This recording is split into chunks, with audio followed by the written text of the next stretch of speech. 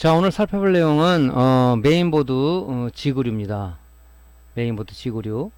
물론 뭐 이 지그류들을 여러분들이 그 인터넷을 통해서 보신 분들도 있고, 기존에 수리하신 분이 뭐 소지하고 계신 분도 있고, 아니면 처음 생소하게 뭐 보시는 분도 있을 거고 그럴 겁니다.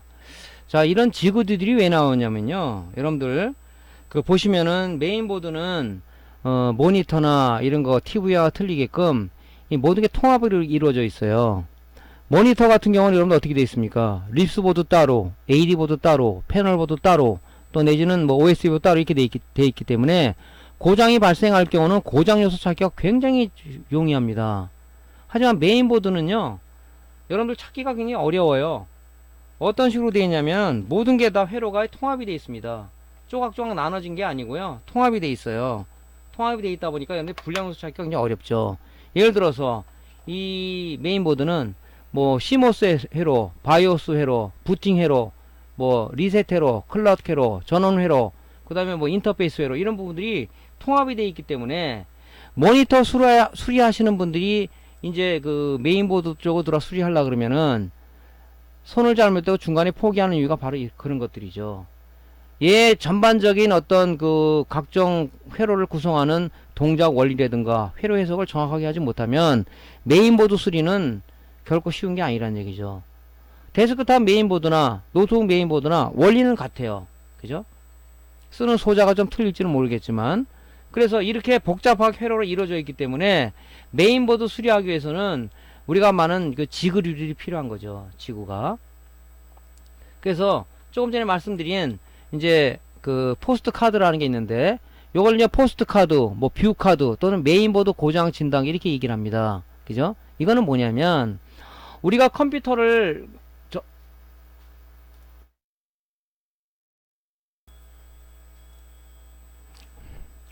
전원을 넣게 되면, 컴퓨터에 전원을 넣게 되면 막바로 CPU가 동작이 되는 게 아니고요. 여기 보면 여기 저 마이컴이라는 게 하나 있어요. 여기 요 안에 지금 폼웨어, 즉 우리가 주로 메인보드에서 얘기하는 바이오스가 요 안에 들어가 있습니다. 그죠? 얘를 기동을 시키는 거예요. 얘를 기동을 해서 먼저 뭐냐면 그 스타트업 처리 루틴에 의해서, 그죠? 이 메인보드에 장착한 이 메모리, CPU 이런 것들이 이상이 없는지를 얘가 한번 체크를 하는 거죠. 체크를. 그 이상이 있을 경우는 뭡니까? 부팅이 안 되겠죠. 즉 포스팅이 안 된다, 그런 얘기를 쓰는 겁니다. 얘가 실행이 되는 거란 말이죠. 그래서 CPU하고 얘하고 공조해서 모든 일을 하는 건데, 그래서 우리가 바이오스라고 하는 얘기는 베이직 인풋 아웃풋 시스템이라고 보통 얘기를 하죠. 풀네임으로. 입출력을 관장하는 놈이에요. CPU가 바이오스 없이는 처리가 불가능하죠. 그죠? 얘를 먼저 읽어서, 그죠? 주변기에 문제가 없다는 뭡니까? 얘가, 그죠? 하드디스크에 부트 섹터에 있는 섹터의 부트 매니저를 읽어서, 그죠? 부트 매니저에 의해서 우리 운영 처리가 로딩되게 되어 있는 시스템을 가지고 있는 겁니다. 그렇다 그러면 얘가 문제가 있는 폼웨어가 문제가 되어 있다, 즉 바이오스가 문제가 되어 있다, 어떤 현상이 일어나겠습니까? 아무것도 안 되겠죠. 우리 메인보드 모니터 쪽을 한번 예를 들자면, 모니터 쪽에 MCU 안에 드는 폼웨어가 손상이 되면 어떤 문제가 생기겠습니까? 전자회로 컨트롤이 안 되죠. 예를 들어서 파워온 버튼을 눌렀는데 동작이 안 돼요. 왜 안 되지? 버튼 불량 아니야? 버튼 불량도 있을 수가 있지만은 MCU 안에 드는 폼웨어가 손상이 돼서 오는 거다. 그럼 여러분 어떡합니까? MCU를 안에 있는 폼웨어를 롬라이터를 이용해서 업데이트를 시켜서 다시 완전한 폼웨어를 거기다 기록을 해서 모니터를 동작시키게끔 우리가 처리를 하죠. 이 메인보드도 마찬가지입니다. 메인보드도 문제가 되면 안 돼요. 그래서 이 CPU하고 이 바이오스하고 공조를 해서 모든 일을 처리한다 그래서 베이직 인풋 아웃풋 시스템이라고 부르는 이유가 거기에 있는 겁니다. 그럼 바이오스를 구성하는 거는 뭐니? 프로그램인데, 그죠? 프로그램인데 하나의 기계어 프로그램이에요. 그 안에는 세 가지 루틴들이 있어요. 스타트업 처리 루틴, 즉 컴퓨터를 켰을 때 주변 기기가 이상이 없는지를 얘가 체크를 합니다. 그죠? 그래서 여기에 이 액정상의 표시에 나타나는 거예요. 전원을 켰을 때 먼저 얘를 바이오스를 실행하기 때문에 스타트업 처리 루틴에 의해서 주변 기기가 문제가 없는지 얘가 하드웨어 기본적인 사양을 체크한다는 얘기죠. 쭉 넘어가다가 이상이 없으면 이 숫자가 계속 넘어가면서 화면에 바이오스 화면이 나타나죠. 롬 바이오스는 뭐고 그래픽 카드는 뭐고 나타나면서 이제 윈도우 부팅이 되는 거죠. 그죠? 근데 여기서 멈췄다. 이 멈춘 부위가 바로 고장 부위라는 얘기입니다. 왜?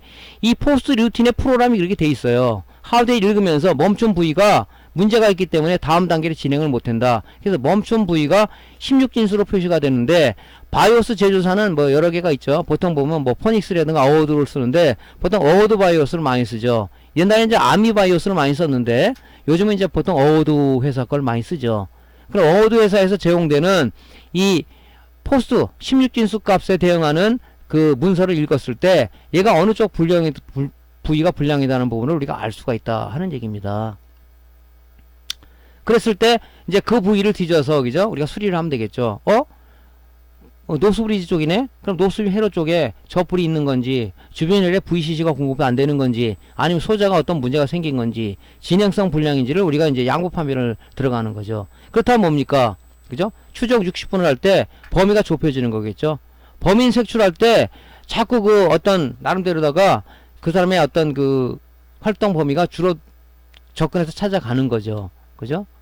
근데 이거를 맹신하지는 말라는 얘기죠. 왜냐면 삼성이나 이런 그 브랜드 제품 같은 경우는 이 바이오스가 OEM을 주기 때문에 이 바이오스가 일반 우리 메인보드하고는 약간 좀 틀려요. 포스트 코드가. 그래서 단지 이거는 우리가 참도 용도로 쓰라는 권장을 합니다. 쓰라는 것을. 저 같은 경우는 수리할 때 이걸 많이 쓰죠. 그죠?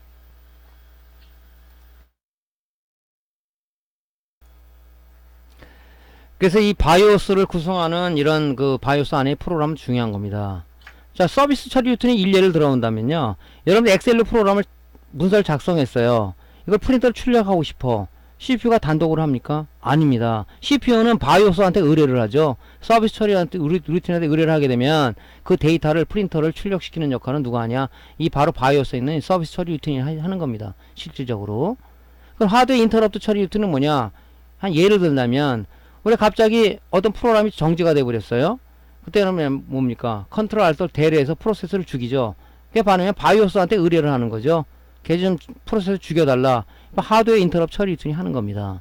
그래서 이 바이오스는 굉장히 중요한 역할을 하는 거다. 그래서 우리 뭐 모니터 쪽에 AD보드에는 MC에 있는 펌웨어 손상되는 걸 갖다 우리가 굉장히 중요시 여겨서 업데이트 하듯이 마찬가지예요. 그래서 포스트 카드는 요렇게 이제 그 PCI 옛날에 쓰는 PCI 슬롯 타입이 있는 거고 요렇게 이제 요즘은 PCI 익스프레스 Y라고 이제 슬롯이 바뀌었죠. 그죠? 그래서 그런 이제 타입을 많이 쓰는데 메인보드가 지금 보시면 말이죠. 이렇게 돼 있죠. 메인보드를 보면 지금 예전에는 메인보드를 보면요.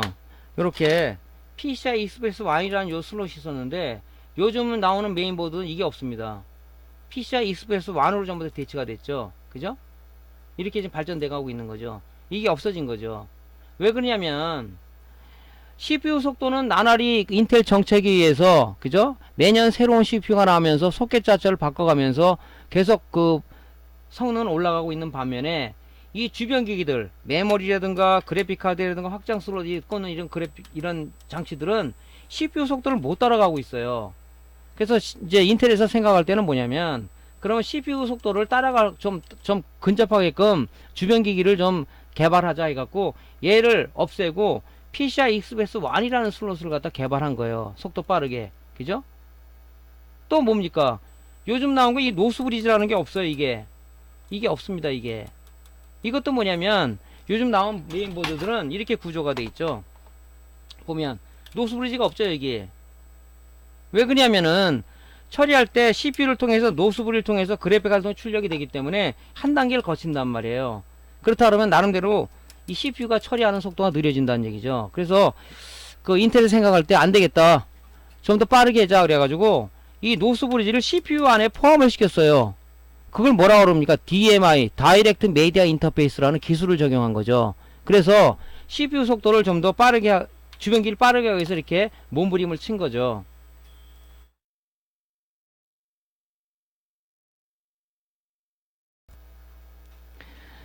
또 여기서 메모리도 보면요. 예전에는 이제 SDRAM에서 DDR1, 2, 3, 4까지 나왔죠. 이게 나온 것도 CPU 속도하고 좀 더 CPU 속도를 따라가기 위한 그런 개발들이란 말이죠. 옛날에 AGP 카드에서 지금 PCI 익스프레스 16 카드가 나왔죠. 그런 것도 바로 뭐냐면 CPU 속도하고 좀 더 따라가기 위한 그런 주변기기 개발이다. 그렇게 하는 거죠. 또 대표적인 얘기는 뭐가 있습니까? 하드디스크가 지금 점차 사라져가고 있죠. 왜? 너무 속도가 느리다 보니까 CPU가 노는 시간, 즉 버퍼링 시간이 많더라. 그래서 나온 게 뭡니까? SSD, Solid State Driver라는 SSD가 출현했고, SATA 3 기반의 SSD도 또 속도가 모자라니까 요즘 뭡니까? PCI Express 기반의 M.2 SSD라는 USB 메모리처럼 생긴 게 나와서 데스크탑이라든가 아니면 울트라북에 장착이 돼서 지금 속도를 개선하고 있는 거죠. 지금 앞으로 어떤 게 개발해서 나올지는 모르죠. 그게 다 뭐냐면 CPU 속도를 따라잡기 위한 하나의 주변기기 개발이다. 개발 속도가 좀 많이 빨라지고 있는 거죠. 그런 겁니다, 이게. 그러니까 지금 여러분들이 이제 이 메인보드 수리하기 위해서는 이제 이런 부분들 잡기 위해서 이런 지그들이 진짜 필요하다는 것을 아마 절실히 느낄 겁니다.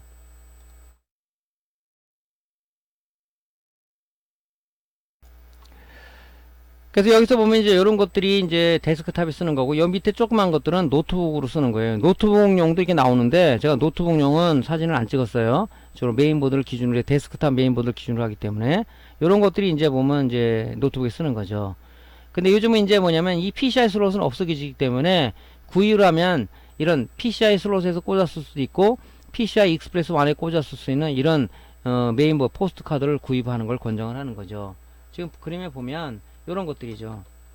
요거는 이제 옛날에 쓰던 방식이고요. 요런 것들은 이건 PCI 방식이죠. 이거 요런 것들은 현재 슬롯이 없다 쓸 수 있는 방법이 없잖아요. 요런 거 같은 경우는 뭐냐면 PCI 슬롯에서 꽂았을 수도 있고, 그죠? PCI 익스프레스 1에 꽂았을 수 있단 말이죠. 요런 포스트 카드. 이 국내에서는 없어요. 해외 사이트를 뒤져서 이 구매를 해야 됩니다. 이런 것들은, 그죠? 가격은 이렇게 비싸지는 않아요.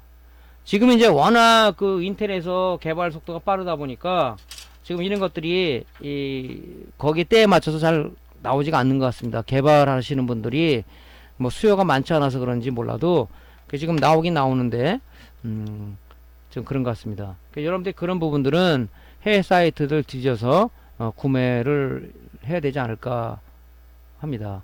실질적으로 이 포스트카드가 동작되는 그런 부분을 또 한번 우리 실제로 가동을 한번 시켜볼게요. 자, 이제 PCI 슬롯에 포스트 카드를 장착을 합니다. 장착을 하게 되면 전원 표시 등이 들어오죠. 여기 전원 표시도 들어옵니다.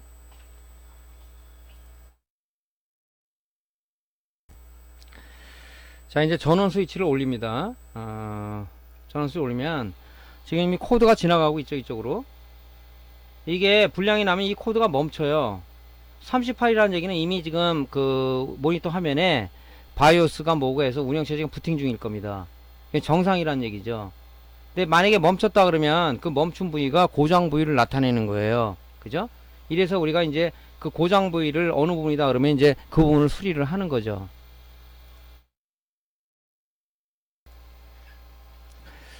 그래서 이제 이런 고장 진단기가 있으면은 아무래도 이제 고장 부위를 좁혀갈 수가 있겠죠. 만약에 이런 게 없다 그러면은 아마 좀 수리 시간이 많이, 물론 없어도 수리는 가능하겠죠. 자꾸 하다 보면. 근데 이제 고장 수리 시간이 많이 걸리겠죠. 하지만 이런 게 있다면 우리가 찾아낼 수가 쉽다. 그래서 메인보드는 이제 이런 그 지구류 측정 기구를 많이 이용해서 수리하는 그런 도구를 많이 써야 아무래도 좀 수리가 좀 간편해질 수 있을 겁니다. 적극 활용하는 게 좋겠죠.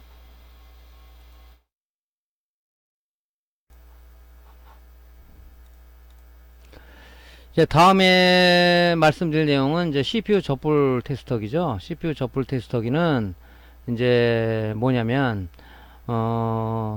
고장 진단기로 이상 증상이 걸렸어요. 그럼 하나하나 증상을 이제 찾아 들어가야 되겠죠. 그때 이제 소켓에 어떤 적불이 있는지를 체크를 해야 돼요.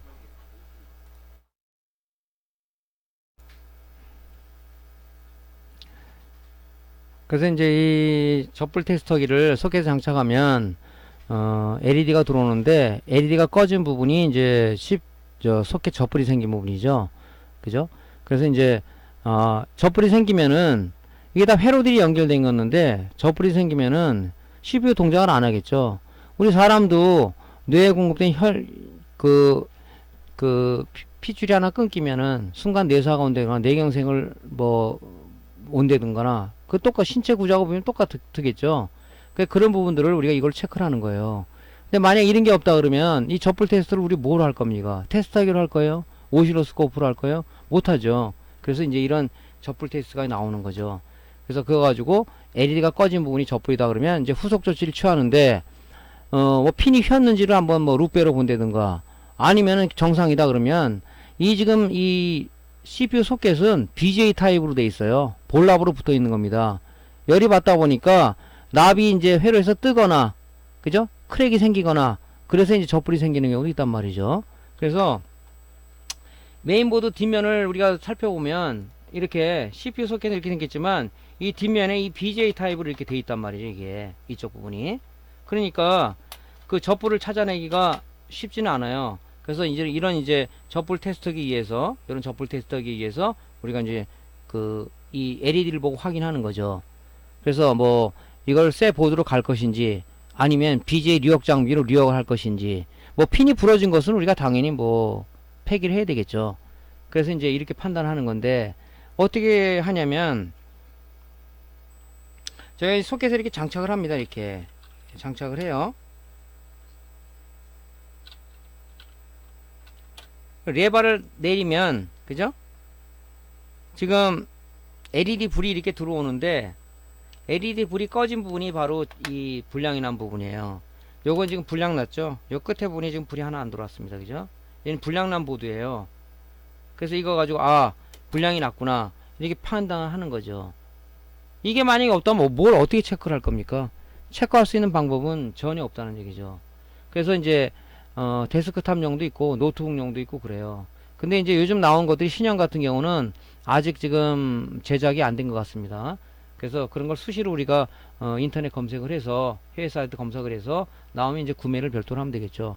가격들은 그렇게 비싸지는 않아요. 이런 것들이. 근데 이게 있으면 얼마나 편합니까? 그죠? 또 소비자한테 보여주기도 좋고. 그래서 이런 하나의 이 지그를 통해서 우리가 체크할 수 있는 CPU 젖불 테스터기도 있다 하는 얘기입니다. 그죠?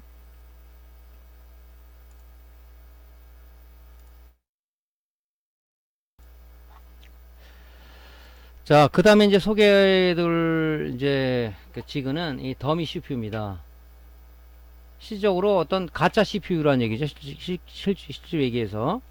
우리가 예를 들어서 CPU 쪽에 문제가 있어서 CPU 쪽에 뭐 어떤 부분을 체크하려 그러면은 그죠? CPU를 장착을 해야 되겠죠. 그죠? 장착을 하게 되면 이 메인보드에 장착을 할 경우는 굉장히 좀 여러 가지 작업이 필요하죠. 그죠? 여기다가 이제 CPU를 낀단 말이죠. 장착을 하고 여기다 또 쿨러를 끼고 이 복잡하잖아요. 그죠? 그렇기 때문에 이제 이렇게 수고를 덜기 위해서 나온 부분이 뭐냐면 바로 더미 CPU라는 게 이제 출연이 된 거죠. 이렇게 요런 이제 더미 CPU라는 게 있어요. 그죠? 이거는 뭐냐면 CPU가 동작되려면 그죠? VCC 전압과 리셋, 클락 신호, PG 신호를 우리가 받아야 되는데 그게 지금 제대로 이쪽으로 들어오고 있는지를 측정을 해야 돼요. CPU를 이렇게 장착했을 경우, 그죠? 장착했을 경우 어느 부위에 찍을 거예요. 찍을 수가 없잖아요. 근데 얘는 요게 지금 표시가 돼 있어요. 이 클락점, 그 다음에 리셋점, PG 신호, VCC, 그 다음에 VID 이런 값을 여기다가 찍을 수가 있다는 얘기죠. 그죠? CPU가 동작하려면 클락 신호가 들어와야 되고 리셋 신호가 들어와야 되고 VCC 전화 뭐 말할 것도 없고 PG 신호가 있고 근데 VID 값에 의해서 CPU는 파워에서 공급되는 3.3V, 5V, 12V를 쓸 수가 없죠. 왜 그러냐면 CPU는 1.에서 1.85V를 제공을 해야 되기 때문에. 그래서 CPU 요 안에 보면 VID 그 테이블이 있는데 볼테이지 아이덴티피케이션 데이터라는 게 있어요. 그 VID 값을 이 PWM이 제공해서 PWM과 이 드라이버 IC하고 FET 스위칭을 통해서 이 CPU가 필요하는 그죠? VCC 전압을 만들어내는 겁니다. 그죠? 그래서 여기가 스위칭 회로가 있는 거예요. 그죠? 스위칭 회로가 이렇게 쓰는 건데 이런 것들이 지금 제대로 동작하고 있는지를 이 더미 CPU를 껴가지고 이 측정 비율을 측정을 해봐야 돼요. 디지털 테스터기로다가 전압도 측정해보고, 이 클락 신호는 우리가 파형을 측정하는 거지 않습니까? 그래서 오시로스코프로 이 측정 비율을 파형을 측정하는 거죠. 그죠? 그러니까 어떻게 하냐면, 이제 이게 만약에 메인보드다 그러면 이 더미 CPU를 여기다 장착을 하는 거죠. 그럼 얘가 동작이 돼요. CPU 꽂은 것 마냥 이 더미 CPU가 동작이 됩니다. 그죠? 쿨러가 안 도는데도 동작이 돼요. 그래서 측정을 할 수가 있는 거죠. 이런 거 있으면 CPU 쿨러 장착을 안 하고도 이 더미 CPU 가지고 우리가 측정 부위를 측정해서, 아, 지금 이 메인보드는 정상이다 아니다. 그죠? 그럼 CPU가 문제가 없구나. 이런 부분들을 우리가 판정할 수 있는 부분입니다. 그죠? 그러니까 편하겠죠, 이런 것들은 있으면. CPU를 장착한 상황에서 어떻게 측정할 수 있는 방법이 없어요. 그럼 뭐 회로를 따라가면 되겠지만, 여기는 지금 이런 부위에 지금 여기 보시면 뭐 클락 신호점, VID, 뭐 PG 신호 이런 게 다 표시가 돼 있어요. 그죠? 그래서 우리가 이걸 가지고 측정하기가 굉장히 편하다, 용이하다는 얘기죠. 그죠? 이런 지휘가 없으면은 수리하기가 참 어렵죠. 자, 그래서 이제 이런 이제 더미 CPU도 있다. 그죠? 더미 CPU.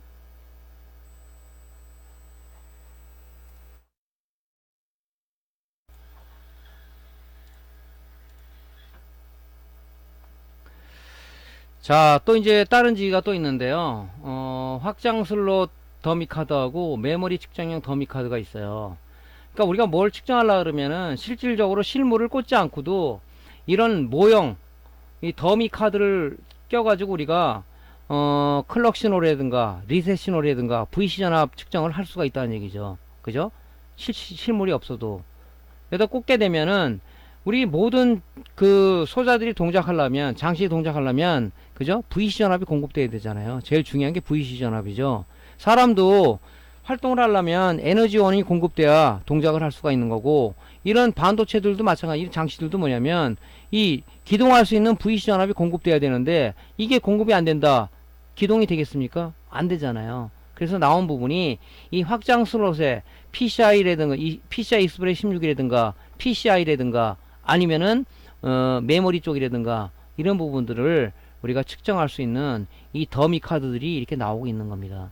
그죠? 그래서 측정할 수가 있는 거예요. 그래서 여기 보면 이렇게 접점들이 있어요. 그죠? 이게 홀이 구멍이 뚫려 있는데 여기다가 오시로스코프 프로브를 꽂는다든가 아니면 디지털 테스터기에 리드봉을 여기다가 갖다 대면 이 측정할 수가 있는 거죠. 그죠? 측정 부위가 다 있습니다. 그래서 우리가 양보 판별을 하는 거죠. 이 메인보드에 신호가 지금 제대로 들어오고 있는지 안 들어오고 있는지, VC 전압이 제대로 공급되고 있는지 안 되고 있는지를 우리가 측정을 할 수가 있는 겁니다. 그죠? 그래서 이 PCI 익스프레스 그래픽 카드 쪽에 지금 그래픽 카드 자체는 문제가 없어요. 그럼 여기서 신호가 지금 제대로 들어오고 있는가를 측정하려면 이 PCI 익스프레스 더미 카드를 장착을 해서 지금 클락 신호, 리셋 신호라든가 VC 전압이 제대로 들어오고 있는지를 측정을 한번 해봐야 될 거 아닙니까? 그때 쓰는 게 바로 이제 이런 이 더미 PCI 익스프레스 더미 카드입니다. 이게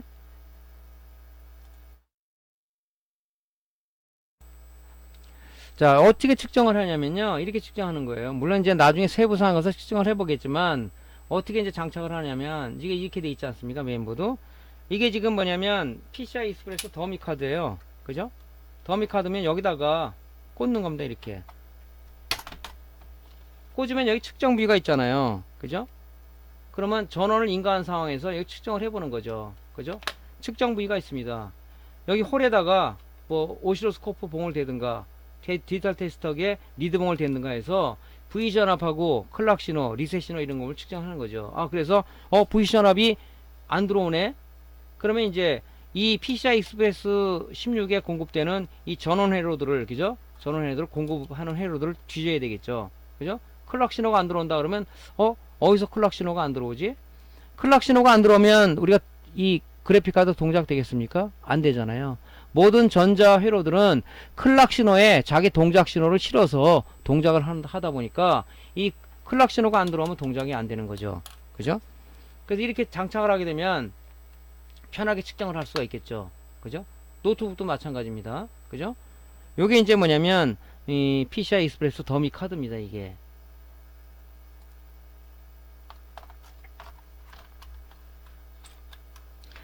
그래서 메인보드 수리가 어렵다는 부분이 바로 이런 부분들이에요. 이게 굉장히 이 회로들이 복잡하고 회로 해석도 복잡하고 그죠? 그렇기 때문에 아마 이런 그 측정용 이 더미 카드들이 나와서 우리 수리하기에 좀 용이성을 좀 돕는 게 아닌가 그런 생각도 듭니다. 자, 또 뭐가 있냐면요. 지금은 이제 점차 사라져 가고 있는 거지만 이 지금 PCI 슬롯 있잖아요. 지금도 아직까지 주변 기기들은 PCI 카드를 많이 쓰죠. 그죠? 그게 동작이 안 된다 그러면 카드 자체가 문제가 있는 건지 이 슬롯에서 지금 클락 신호, 리셋 신호, VCC가 제대로 공급되고 있는지를 측정을 하려 그러면은 얘를 꽂아가지고 이 V를 측정해야 돼요. 그죠? 카드를 꽂아놓은 상황에서 측정하기가 굉장히 어렵죠. 이 회로를 다 뒤져야 되는데 웬만해서는 못 잡습니다. 그죠? 그래서 이제 이런 카드를 꽂고 지금 이 신호가 제대로 문제가 되는지 안 되는지를 점검을 하는 거예요. 그죠? 그때 쓰는 카드가 이제 뭐냐면 이 PCI 더미 카드입니다. 이게 자 이렇게 생겼죠. 이렇게 자 여기다가 장착을 하는 거예요. 이렇게 장착을 합니다. 이렇게 장착을 하면 여기도 마찬가지로 이 측정 포인트가 다 있어요. 측정 포인트가 되고 측정을 하는 겁니다. 측정을 해서 VC 전압이 제대로 들어오는지 클락 신호가 제대로 들어오는지 리셋 신호는 우리가 전원에 들어가는 상황에서 그죠? 오시로스코프로 찍어보면 리셋 키를 누르게 되면 신호가 생겼다가 리셋 순간에 없어집니다. 그죠? 그렇게 측정을 할 수가 있는 거예요. 뭐 그건 실무 과정에서 말씀드릴 거지만 그래서 이렇게 지금 측정할 수가 있다는 얘기죠. 이런 포인트로 그죠? 그러니까 얼마나 편합니까 이게. 자 메모리 쪽도 있어요. 메모리 쪽은 지금 우리가 DDR4까지 나와 있죠. 근데 아직까지 DDR4 더미 메모리 카드는 지금 없는 것 같습니다. 찾아봤는데 DDR3까지는 나와 있어요. 그죠? 그래서 어떻게 장착하냐면 메모리도 마찬가지죠. 클락 신호가 제대로 들어오는지 그죠? 일단 클락 신호가 제대로 안 들어오면은 메모리 동작이 안 되는 거예요. 클락 신호에 자기 동작 신호를 실어야 되는데 클락 신호가 없다면 동작이 안 되잖아요. 오케스트라에 그죠? 주의자가 없는 거예요. 그죠? 근데 VC 하나 만들어면 당연히 에너지가 공급 안 되니까 동작이 안 되겠죠. 그렇게 하기 위해서 우리가 이 더미 카드를 꽂아서 측정하는 거죠. 여기다가 이제 이렇게 더미 카드예요. 이게 꽂는 겁니다. 이렇게 꽂아서 이 측정 부위를 측정하는 겁니다. 이렇게 측정 부위를 그 측정 포인트가 다 있어요. 여기 보면 이렇게 해서 이 부위를 오시로스코프로 찍든가 디지털 데이터 전압을 한번 재보는 거죠. 그래서 측정을 하는 겁니다.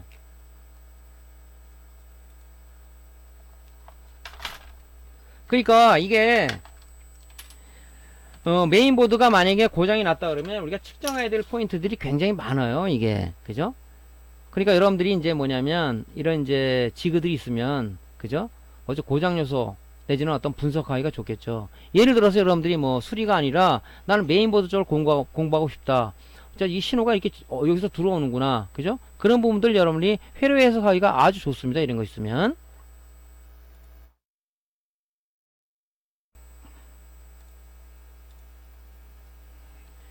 자, 이제 또 어떤 지그가 있냐면요. CPU 접불 테스터기라는 게 있어요.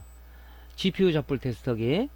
자, 우리가 그래픽 카드가 예를 들어서 인터넷 검색할 때는 제대로 동작이 되는데 게임만 들어가면 컴퓨터가 다운이 돼버리는 증상이 있다. 그거는 대부분 보면 이 GPU 쪽에 접불이 나서 그래요. 자, 우리가 이거 들어가기 전에 보면 보통 보면 우리가 GPU 그래픽 카드의 GPU는 요렇게 이 볼랍으로 다 붙어 있어요. 요 회로에 이렇게 볼랍들이 이렇게 붙어 있습니다. 요것을 우리가 PC 표면에 이렇게 붙이는 거죠. 그죠? 뭐로 붙인다? BJ 장비로다가. 양산 체제에서는 뭐냐면 리플로 공정이라고 리플로 공정에서 상부 히타 하부 히타를 해서 얘를 붙이는 거죠. 근데 이게 오래 쓰다 보면은 요 지금 PC판에 있는 이 회로 이 볼랍이 이게 이게 회로에서 떨어지거나 아니면 칩셋에 있는 볼이 떨어져서 회로에 연결이 안 되는 즉 접촉 불량 즉 그런 부분이 생긴다는 얘기죠. 이 회로가 다 연결이 돼야 연산을 하는데 게임만 하면 다운된다. 이 회로가 연산이 돼야 그죠? 어떤 그 화면에 출력이 되는데 이 떨어지다 보니 연산을 못 하는 거예요. 이런 나름대로 이 칩셋 불량보다는 이 회로에서 들떠가지고 이 볼랍이 크랙이 생기거나 떨어지는 경우가 90%를 점유한다는 건 얘기죠. 이런 구조로 돼 있어요. 그죠? 그래서 이런 지금 접점 부위가 떨어졌는지, 그지? 그런 접불 테스트하기 위해서는 이런 접불 테스트하기 또 있다는 얘기죠. 그리고 LED가 쭉 있는데 이 장착을 하고 VC전을 공급하고 스위치를 누르게 되면 LED가 쭉 켜지게 돼 있어요. 이 꺼진 부분이 이 GPU가 접불난 그런 부분을 얘기하는 겁니다. 그죠? 실질적으로 우리가 보면 이게 LED 이 들어온다 안 들어온다를 갖고 체크를 하는 거죠. 저희가 여기 보면은 실물이 이렇게 생겼어요. 이렇게, 그죠? 이렇게 생겼습니다. 여기에 이제 VC 전압이 공급이 돼야 되겠죠. 얘를 동작하기 위해서 이제 12V 전압이 공급되고, 그죠? 이 불량난 그래픽 카드가 들어왔는데 그런 증상이 아까처럼 말씀드린 증상이 나타났다 그러면 일단 그래픽 카드 꽂는 거죠. 그죠? 꽂고 나서 여기 이제 파원 VC 전압 공급해 봐야 되겠죠. 했을 때 이 지금 LED가 꺼진 부분이 지금 불량이 난 부분이에요. 그죠? 여기서 보면 LED가 꺼진 부분이 불량이 난 부분인데 이걸 좀 자세히 보면 이 그래픽 카드는 이 젖불이 하나 났습니다. 이 부분이 지금 불이 안 들어오죠. 여기가 하나가 LED가 이게 젖불이에요. 그죠? 그러면 이거를 이제 뭐 예를 들어서 BGA 리역을 한다든가 아니면 그런 실력이 없다 그러면은 소비자한테 이거 젖불 났네요 보여드리고 뭐 새로운 그래픽 카드를 꽂는다든가 그런 식으로 후속 조치가 들어가야 되겠죠. 그죠? 이렇게 해서 젖불 테스트를 하는 거예요. 그죠? 글쎄 이거를 우리가 100% 맹신해야 될지 안 할지 그거는 퀘션 마크입니다. 왜냐면 이 설계한 사람들이 이걸 제작한 사람들이 과연 어떻게 했는지는 그건 저는 모르죠. 하지만 내가 이걸 해보니까 얼추 거의 근사점에 들어맞더라고요. 그래서 저는 이거 체크를 한번 해보고 또 의심스러우면 뭐라 하냐면은 GPU 테스트하는 프로그램이 있어요. 그 프로그램 돌려서 GPU에 부하를 걸어 놓는 거죠. 그래서 이상 증상이 생기는지 안 생기를 한번 봅니다, 제가. 그래서 이제 양부 판별을 하는 거죠. 저 같은 경우는. 그래서 이제 요거 있으면은 여러분들이 소비자한테 뭐 어떤 불량을 알려주기도 쉽고 또 내가 수리하는 수리 포인트가 찾기도 좋고 그래서 요런 것들은 또 하나 있으면 또 괜찮은 거죠. 그래서 요즘 나온 그래픽카드 다 체크가 되니까 요런 거 여러분들이 수리할 때 있으면 참 필요하겠습니다. 그래서 BJ 타입은 이런 식으로 돼 있다. 요 BJ 타입은요, 여러분들이 유튜브 쪽에 내 채널에 가보면은 BJ 리역 실무라는 게 있어요. 그럼 BJ에 대해서 상세하게 설명이 돼 있으니까 좀 더 부연 설명을 듣고 싶다 그러면 그쪽 가서 좀 여러분들이 시청을 하시기 바랍니다. 자, 메모리 카드 SPD 데이터 리드라이트 지유가 있어요. 요런 거 처음 보셨죠? 자, 먼저 요거부터 설명을 좀 드릴게요. 요것도 예전에 한번 드린 얘기인데 메모리 구조를 보면요.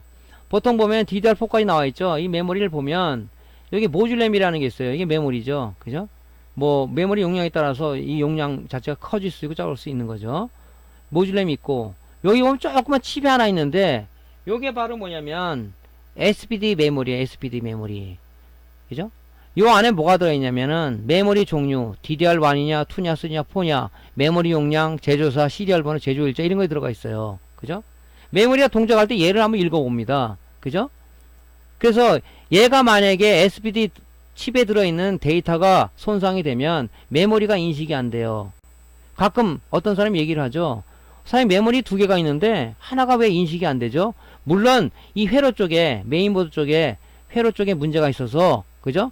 VC 전압이 공급 안 되든가 클락이 공급 안 돼서 동작이 안 되는 경우도 있어요. 그죠? 하지만 걔가 정상인데 아까 메모리 더미 지그를 꽂아서 다 정상 나오는데 안 된다 그러면 요 SPD 안에 칩 안에 들어있는 SPD 데이터 손상이 됐을 가능성이 큽니다. 그럼 어떻게 하겠어요? 우리 AD 보드 쪽에서 MCU 안에 있는 폼웨어가 손상이 되면 우리가 그 제조사 그 모델에 대한 폼웨어를 다시 업데이트 시키지 않습니까? 롬라이트로 마찬가지예요. 얘 안에 있는 데이터를 우리가 써놓은 롬라이트가 뭐냐면 바로 앞에 말씀드리는 이런 이 SPD 데이터 리드라이트 지그입니다. 이게 그죠? 이렇게 생겼어요. 이 모양이. 그래서 그 관련되는 데이터 이 SPD 데이터를 갖고 있다면 걔를 요게 이제 데스크탑에 USB 케이블을 연결하는 거죠. 통신을 하는 건데 이 메모리 지그 이 리드라이트 할 수 있는 프로그램이 있어요. 걔를 통해서 해당 데이터를 요 SPD 칩에 라이트를 시키는 거죠. 그래서 메모리를 살리는 경우도 있습니다. 옛날에 썼었는데 요 근래 와서는 잘 안 씁니다. 왜냐면 얘가 지금 DDR3 값밖에 지원이 안 돼요. 그죠? 여기 보면 SD, DDR2, DDR1, DDR3까지 되는데 4가 지원되는 건 아직 안 나온 걸로 알고 있습니다. 그죠? 그래서 여기 꽂으면 안 맞아요. 그죠? DDR4를 꽂으면 안 맞는다고요. 그죠? 그래서 이 데이터를 써놓을 수가 있습니다.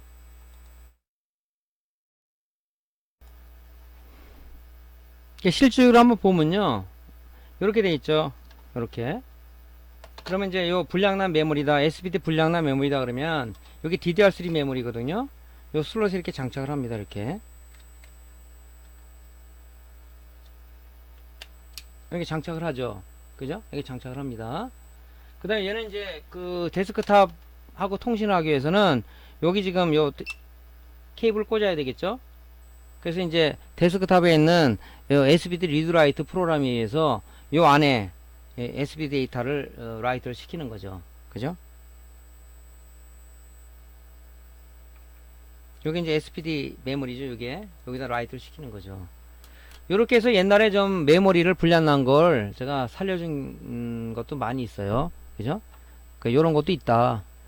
그러니까 이 얘기를 왜 드리냐면 이런 지그나 연장이 많으면요, 여러분들이 수리하기가 상당히 편해요. 빨리 발견할 수도 있고 스트레스는 덜 받고. 그래서 크게 무슨 뭐 돈이 많이 들어가는 그런 장비들도 아니고, 그래서 요런 게 있으면은 여러분들이 공부하기도 좋고 좀 편리하겠죠.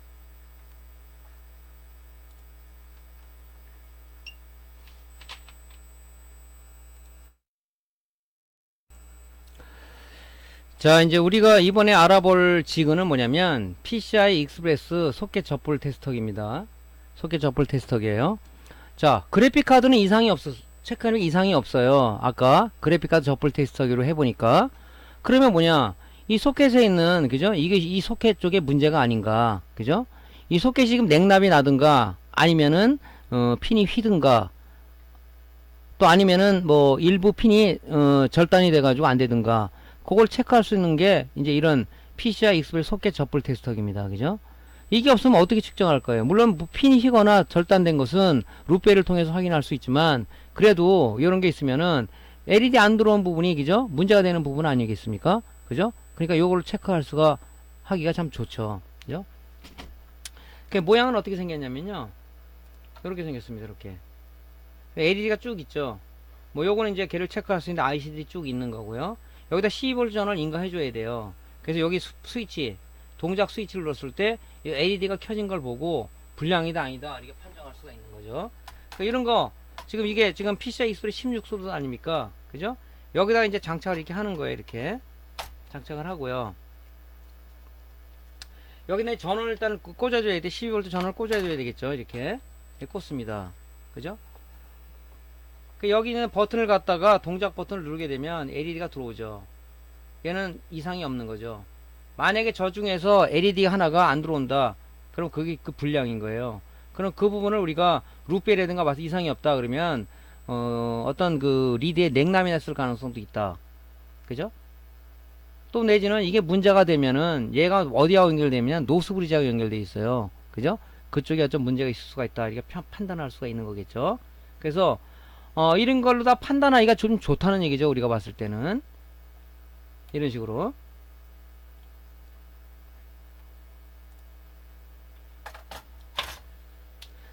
자, 하여튼 오늘은 이런 지그를 좀 쑥 설명을 드리고 있는 거예요. 그죠? 이런 게 있으면은 여러분들이 어떤 문제 부위를 찾아내기가 좀 더 수월하다. 또 뭐냐면 시각적으로 보이기 때문에 우리가 아무래도, 그죠? 좀 편안하게, 그죠? 능률적으로 작업할 수가 있다 하는 내용이 되겠죠.